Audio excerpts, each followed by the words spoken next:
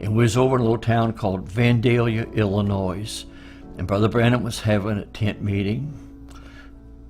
And we stayed in a little cheap hotel.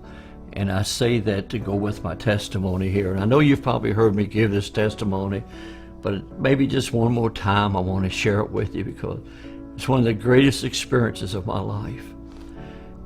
And in this room, it didn't even have a bathroom. The bathroom was down the hall, and we just had a wash basin right where the camera is here.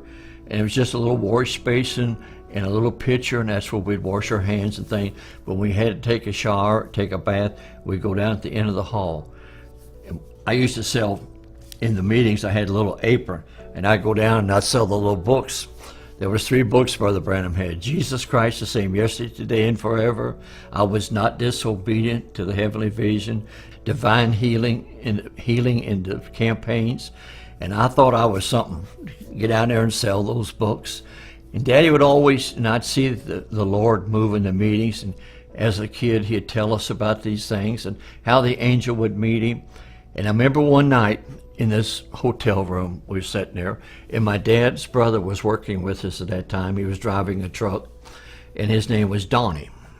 And he was the youngest of the brothers. And he and I and Dad were sleeping in the same room. And I don't remember, I know Dad says on tape that he took a pillow and threw it over and woke me up. All I remember, I woke up, was a pillow across my face. And he had this pillow across my face, and he says, "Paul." I said, "Yes, sir." It was about 2 o'clock in the morning.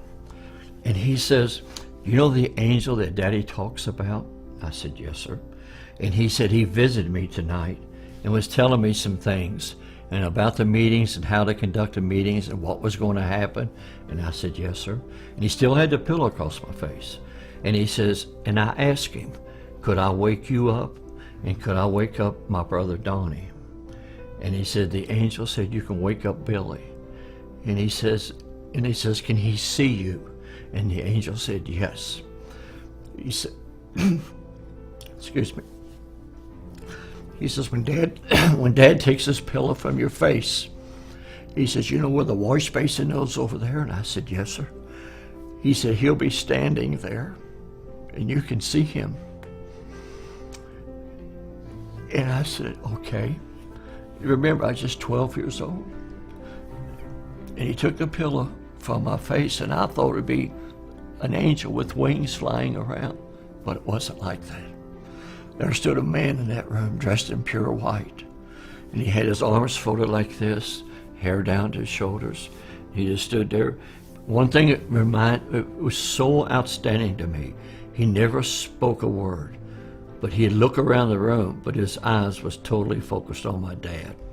Every move was watching my dad.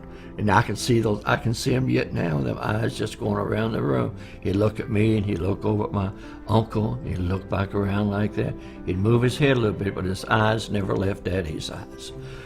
And I grabbed Daddy because I didn't know. There was a man standing in the room over by the window. And I'll never forget, Daddy told me, he says, "Don't be scared, son." He said, "He's sent from the presence of Almighty God." And he says, "He won't harm you." He says, "He'll be a blessing." Now watching, he just held real close, and Daddy held me.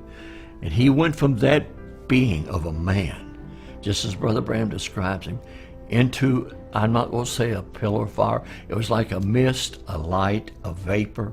He just kind of vanished. And he went out the window, right out the room like that. And when he left, a rainbow come right in the same window and hung in that room for hours. At midnight, 2 o'clock in the morning, dark room, but he stood there, and that rainbow stayed in the room. I felt a presence. And I asked my dad later, I said, "Why did that happen?" And he said, "Because I wanted you to see him." He said, "God called you to work with me, Billy, and I wanted you to see him and to know what Daddy was telling you was the truth." Not that I doubt it, but it was just such an